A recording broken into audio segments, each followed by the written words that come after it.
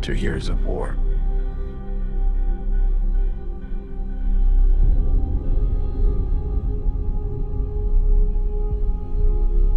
No one could stand between my men.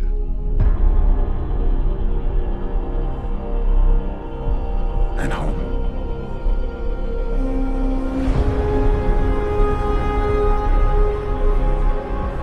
Not even me.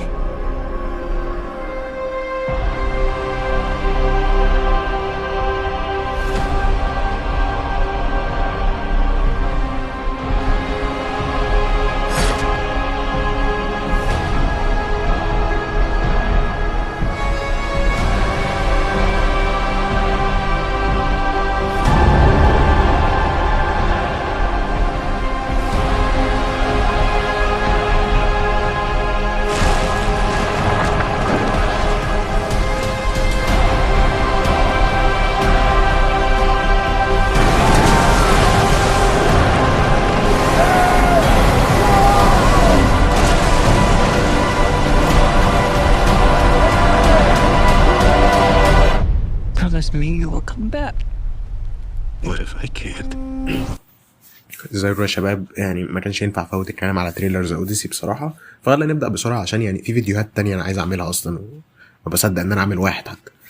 يعني اخيرا نزل تريلر اخر اعمال كريستوفر نولان، وهو ملحمه الاوديسا اللي شفناها كتير قبل كده وتقريبا كلنا عارفينها حتى لو طشاش، يعني اللي هي بتاعت حصان طروادة وفيلم تروي بتاع براد بيت وكده. هي نفس القصه يعتبر، مش نفس القصه بتاعت تروي، بس هفهمك كل حاجه.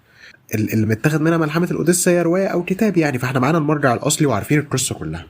فيعني عشان ما حدش يتقمص انا ممكن احرق حاجات من القصه، انا مش جاي احرق، بس يعني يا معلم الاوديسا دي روايه بقى لها 3000 سنه باين حاجه كده.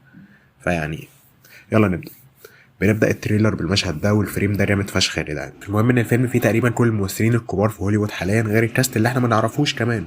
بنبدا التريلر بنشوف اوديسيوس بيرجع بيرجع لاجاميمنون. ده اسم شخصيه والله، معلش ما تعتبش على نطقي يعني، انا مش يوناني. المهم اجاميمنون ده اجاميمنون هو كان قائد الاغريق في حرب طروادة، وفي القصه هو اوديسيوس الدنيا بينهم مش الطف حاجه، لان اجاميمنون يعني بعت حد يقتل تليميتروس ابن اوديسيوس عشان كان رافض انه يجي معاهم الحرب. ركز معاه في الاسامي، انا شخصيا مش مركز بس انت يعني ركز. اجاميمنون ده اخو من لاوس الكبير اللي عامل دوره جون بيرنثال بتاع ذا بانيشر، هو واقف جنبه في المشهد يعني. هي حرب طروادة اصلا قامت بسبب ان مرات مينيلاوس هربت لطروادة مع الامير الطروادي باريس، مرات مينيلاوس اللي هي هيلين. هنيجي برضو الحته دي قدام. انا حقيقي مش عارف ازاي نولان هيقدر يحكي قصه الاوديسا كلها في فيلم واحد، يعني غالبا هيكون فيلم 5 ساعات مثلا، وبصراحه دي حاجه هتبسطني. هم ما قالوش مين اللي عامل دور اجاميمنون، ممكن يكونوا قالوا يعني، بس انا تخميني من التريلر ان ثواني نسيت اسمه، بتاع اوبنهايمر، بيني سافدي اللي هو بتاع اوبنهايمر ده. اعتقد ان القبر اللي واقفين قدامه في بدايه التريلر ده مدفون فيه اخيل، المحارب الاسطوري اللي عمل دوره براد بيت في فيلم تروي. اخيل اللي قتله هو الامير الطروادي باريس لما ضربه بسهم مسموم في رجله اللي هي كانت اضعف جزء فيه، لان امه لما غطسته في نهر الالهه عشان يكون قوي ما غطستش كعب رجله، ففضل الجزء ده هو الاضعف فيه. انا عارف اني بقول خرافات دلوقتي بس يعني جاريني معلش. المهم بعدها بنشوف إيثيكا مملكة أوديسيوس، ولاحظ هنا الخيام اللي حوالين القصر دول خيام عشاق بنيلوبي مرات أوديسيوس. هات ورقة وقلم واكتب معايا الأسامي والنبي. هنيجي للجزء ده قدام، وعندنا آن هاثاواي عاملة دور بنيلوبي، وتوم هولاند عامل دور ابنه تيليميكاس. كان بيتقال كلام كتير ان نولان واخد اسم الأوديسا بس، لكنه هيعمل حاجة تانية غير القصة بتاعت الأوديسا، لكن لا، من الواضح انه واخد روايتين هيوميرس اللي هما الإلياذة والأوديسا بشكل حرفي. يمكن يغير حاجة في تفاصيلهم، لكن بشكل عام احنا هنشوف الأوديسا اللي كلنا عارفينها يعني. في احداث بالهبل حصلت في الإلياذة والأوديسا، لكن الأوديسا حصلت بعد الإلياذة. الأوديسا بالتحديد بتتكلم عن ال10 سنين اللي بعد حرب طروادة، فيعني الفيلم اسمه الأوديسا، فغالبا هيكون بيحكي عن الأوديسا بس.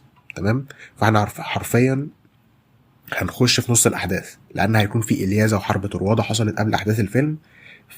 فاهم قصدي؟ اللي كسب حرب طروادة هو أوديسيوس اللي هو بطل قصتنا اللي عامل دوره مات ديمون.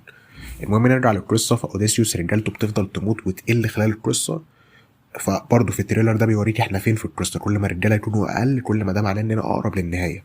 الفريم ده عالمي برضه، جنود وعبيد طروادة هما بيشدوا حصان طروادة من المية للبر، وهنا يعني على الحصان ده قائد طروادي او حاجه زي كده اعتقد، لان الدرع بتاعه مختلف عن درع اوديسيوس. في القصه حصان طروادة ما راحش لطروادة بالشكل ده، ولكن في جندي اغريقي وصله لطروادة بنفسه على اساس انه هديه من الاغريق يعني. لكن هنا عاملينه كأن الإغريق رموا الحصان في البحر عشان الطرواديين يلاقوه خلاص. وهنا المشهد ده من داخل حصان طروادة نفسه، لما الطرواديين بيدخلوا سيف جوه الحصان عشان يتأكدوا إنه فاضي من جوه. ده بيوريك إنهم ما كانوش أغبياء تماما يعني. أنا بس عايز أعرف لما يطلعوا السيف ويكون فيه دم هيكون إيه رد الفعل يعني. ما علينا. المهم بنشوف في المشهد ده دخولهم للكهف بتاع سايكلوبس ابن بوسايدون اللي هو إله البحر. استغفر الله العظيم، يعني انتوا فاهمين ان بنتكلم عن خرافات اغريقيه مش قصه حقيقيه يا جماعه. المهم حسب القصه فاوديسيوس بيعمي سايكلوبس، ودي بتبقى بدايه البلاوي اللي بتحصل له، لان سايكلوبس بيروح يقول لابوه بوسايدون، فبوسايدون بيروح يقول لعم الناس كلهم زيوس، فبيقرروا يفشخوا اوديسيوس بقى. بوسايدون بيقول لزيوس مش عايز اوديسيوس يرجع بيته، لو رجع فدي تكون اصعب رحله ممكن يعدي بيها.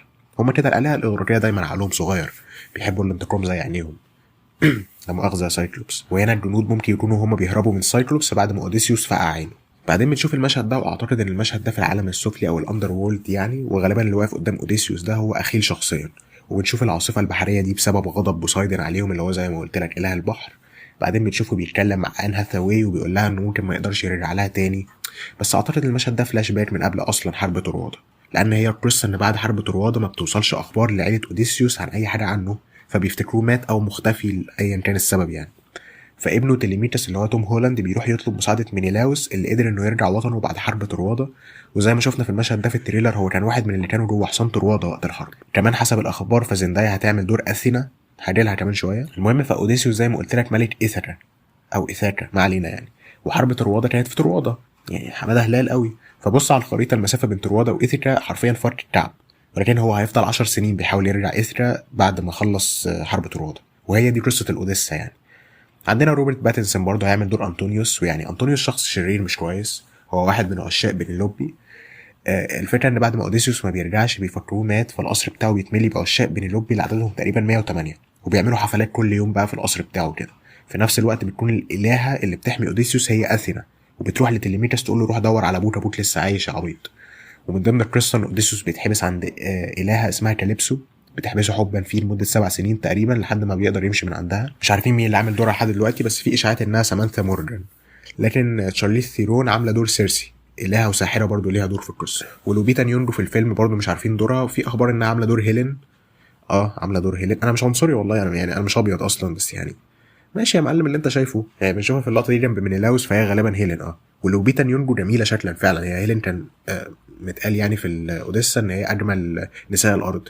لوبيتا نيونجو فعلا جميله، بس هي الفكره ان تقريبا كل الرسومات الاغريق كانوا بيض البشره، فاللي هو قشطه يعني. عندنا جون ليجيزامو عامل دور يومياس خادم اوديسيوس، وميا جروث عامله دول ميا جروث عامله دور ميلانثو خادمه بنلوبي اوديسيوس. انا لساني اتلوح يعني. فزي ما قلت لك انا كل ما افتكر حاجه في القصه بقولها ومليون في الميه انا ناسي حاجات تانية، فمش عارف ازاي نولان هيعمل القصه دي كلها في فيلم واحد.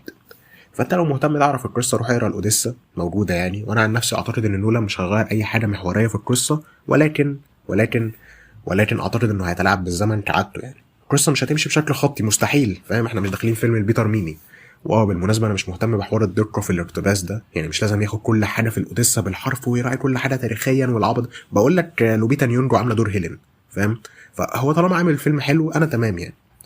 السكور جامد فشخ برضه، فكرني باوبنهايمر والله. حتى لو واخدين سكور اوبنهايمر وحاطينه هنا زي ما هو هكون مبسوط برضه. وتصميم الملابس والانتاج وكل حاجه شكلها عظيم بصراحه. الناس كانت خايفه لما نولان قال انه مش هيستخدم CGI ان الحاجات يطلع شكلها عبيط بالبراكتيكال افكتس، بس لحد دلوقتي من اللي احنا شفناه فكل حاجه شكلها مظبوط يعني. وانا مش من محبين مات ديمون بصراحه، لكن اعتقد انه هيأدي دوره بشكل كويس في الفيلم ده.